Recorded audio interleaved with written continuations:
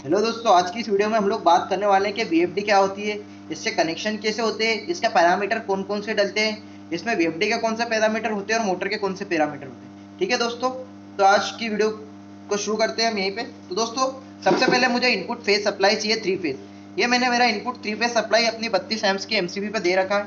वहां से मैंने इनकमिंग पावर RYB ये मैंने दिया है अपने मोटर के इनकमिंग पे। ठीक है दोस्तों, अपनी ड्राइव के इनकमिंग पे, सॉरी। तो ड्राइव का मेरा जो इनकमिंग पॉइंट है वो मेरा है R1, SL2 और TL3। ठीक है दोस्तों, तो ये मेरा इनकमिंग सप्लाई है। ठीक है दोस्तों, मेरे को ड्राइव को मैनुअल मोड पे चलाना है। ठीक है दोस्तों, इसके बाद मेरे जो आउटपुट है, मेरा आउटपुट क्या है, यूवीडब्ल्यू मैंने अपने मोटर को दे रखा है। ठीक है, तो दोस्तों सबसे पहले हम लोग बात करने वाले हैं कि वीएफडी के पैरामीटर क्या होते हैं। तो जो हमारी वीएफडी होती है उसका जो पैरामीटर होते हैं, एक होता है मेरा ड्राइव का पैरामीटर, एक होता है मोटर का पैरामीटर। अब ड्राइव का पैरामीटर क्या होते हैं कि जो हमारी ड्राइव होती है, जैसे उसका हमें फ्रीक्वेंसी का जो मोड है वो क्या हमें कीपैड मोड रखना है या फिर हमको उसको ऑटो में चलाना है, या फिर हमारी जो ड्राइव का मोड है, मतलब आपको ड्राइव को ऑटो में रन करवाना है या मैनुअली रन करना है, इस टाइप के इसके कुछ पैरामीटर होते हैं। इसके बाद अगर हम मोटर का पैरामीटर की बात करें तो मोटर का दोस्तों सबसे पहले हम लोगों को किलोवाट डालना पड़ता है। ठीक है, उसके बाद इसका इनपुट वोल्टेज डालना पड़ता है, आउटपुट वोल्टेज डालना पड़ता है, इसकी फ्रीक्वेंसी डालनी पड़ती है, मिनिमम फ्रीक्वेंसी, मैक्सिमम फ्रीक्वेंसी। उसके बाद हम लोगों को इसके आरपीएम डालना पड़ते हैं। ठीक है दोस्तों, और इसका करंट डालना पड़ता है।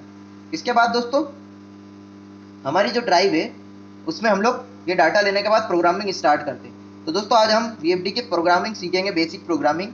तो चलिए दोस्तों, सबसे पहले आपको आपकी 3 फेज सप्लाई को ऑन कर लेना है। ठीक,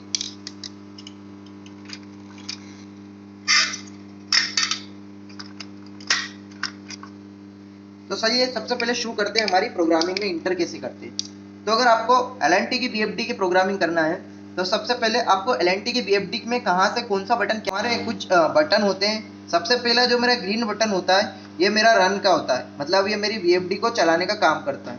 उसके बाद का जो मेरा बटन होता है वो होता है मेरा अप की एरो की होती है, चाहे मुझे प्रोग्राम में अप में जाना हो या फ्रीक्वेंसी को अप या डाउन करना हो तो उसके लिए मेरा अप एरो काम करता है। इसके बाद मेरा स्टॉप और रीसेट का होता है, चाहे मुझे पैरामीटर को रीसेट करना हो या फिर मेरी वीएफडी को स्टॉप कराना हो तो मेरा स्टॉप एंड रीसेट का बटन काम करता है। उसके बाद वाला होता है मेरा एस्केप का, अगर मैं किसी भी प्रोग्राम में गया हूँ तो वहां से मुझे बाहर आने के लिए एस्केप की का यूज करना पड़ता है। इसके बाद मेरा राइट एरो है। ठीक है दोस्तों, अगर मुझे प्रोग्राम में राइट साइड में जाना है तो राइट एरो का यूज करना पड़ेगा। फिर उसके बाद डाउन का एरो है। ठीक है, इसके बाद मेरा लेफ्ट का एरो है। इसके बाद मेरा इंटर होता है, अगर मुझे किसी भी प्रोग्राम को फिक्स करना है तो उसको इंटर का बटन दबाना पड़ेगा मुझे। इसके बाद दोस्तों इसके ऊपर 4 चीजें होती है। हमारी जो कीपैड होती, हमारी मेन ड्राइव की जो वो होती है डिस्प्ले, जिसमें हमें फ्रीक्वेंसी शो करती है। तो यहाँ पे सबसे पहला होता है हमारा सेट, अगर हम लोग ड्राइव को सेट मोड पे लेके जाएंगे तो सेट दिखाएगी। उसके बाद अगर हमारी ड्राइव रन करी तो हमारा रन का रेड इंडिकेशन ब्लिंक होगा। इसके बाद हमारा ड्राइव अगर फॉरवर्ड में जा रहा है तो फॉरवर्ड, रिवर्स में जा रहा है तो रिवर्स। तो चलिए, ये जो हमारा एलएनटी का ड्राइव है इसमें हमारे मैक्सिमम पैरामीटर सेट होते हैं। ठीक है दोस्तों, तो इसमें हमें कुछ बेसिक पैरामीटर ही डालने की जरूरत होती है। इसमें चाहे हमारा input voltage, minimum maximum frequency, ये सब कुछ ऑटो मोड में सेट होता है। ठीक है, अगर आप इसमें किलोवाट डाल देंगे तो आपकी मोटर वैसे ही आपकी काम करने लग जाएगी। तो चलिए दोस्तों प्रोग्रामिंग शुरू करते हैं। सबसे पहले हमें एक्सेलरेशन टाइम आएगा, अप का एरो दबाना है तो एक्सेलरेशन आएगा। ठीक है, अब इंटर करेंगे तो मेरा एक्सेलरेशन टाइम 30 सेकंड्स दिखा रहा है। अब मुझे इस 30 सेकंड को 40 सेकंड करना है, ये मेरा 40 सेकंड, तो ये मेरा एक्सेलरेशन टाइम डल गया। ठीक है, अब उसके बाद मेरा डी एक्सेलरेशन टाइम मेरा 50 सेकंड दिखा रहा है। अब मुझे इसे करना है 30 सेकंड, तो ये मैं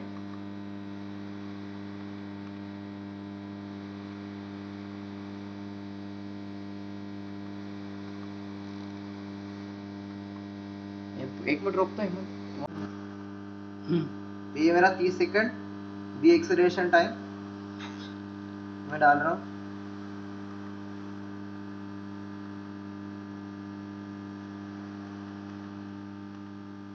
ये देखिए,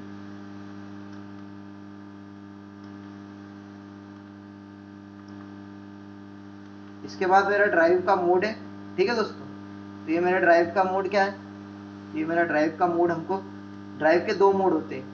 अगर हम इसको एक पे सेट करेंगे तो ये ऑटो मोड पे ड्राइव होगी। ठीक है। ऑटो मोड मीन्स कि हम लोग इसको ऑटो मोड पे चला सकते हैं कहीं भी स्काडा सिस्टम से या बीएमएस से, पर हम लोगों को ड्राइव को हैंड ऑन करवाना है तो हमको इसको 0 पे करना पड़ेगा। ठीक है। इसके बाद हम लोगों को फ्रीक्वेंसी, दोस्तों अब हमको फ्रीक्वेंसी क्या होता है कि फ्रीक्वेंसी को यहाँ से कीपैड से अगर सेट करना है तो इसको 0 पे करना पड़ेगा, और अगर हम लोगों को कहीं पे स्काडा से चलाना है तो इसको 1 पे करना पड़ेगा, तो हमको 0 पे कर देते हैं। ठीक है। इसके बाद ये जो हमारा AC1 है, ठीक है, इसमें 0.5 होना चाहिए।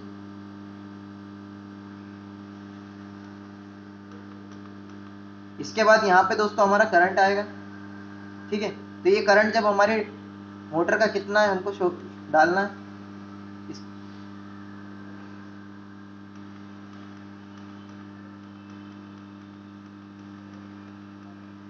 ठीक है। इसके बाद हम लोगों को लेफ्ट एरो दबाना है, प्रोग्राम में जाना है, ये DR01 में। ठीक। इसको नो सेटिंग रहने देना। ठीक है।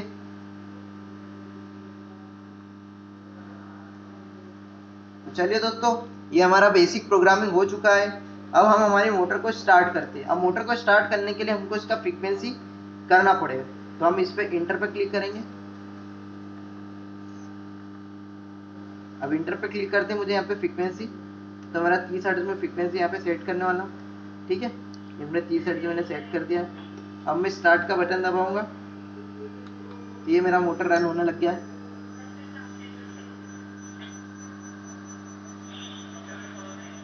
ठीक है। मेरा मोटर रन हो रहा है।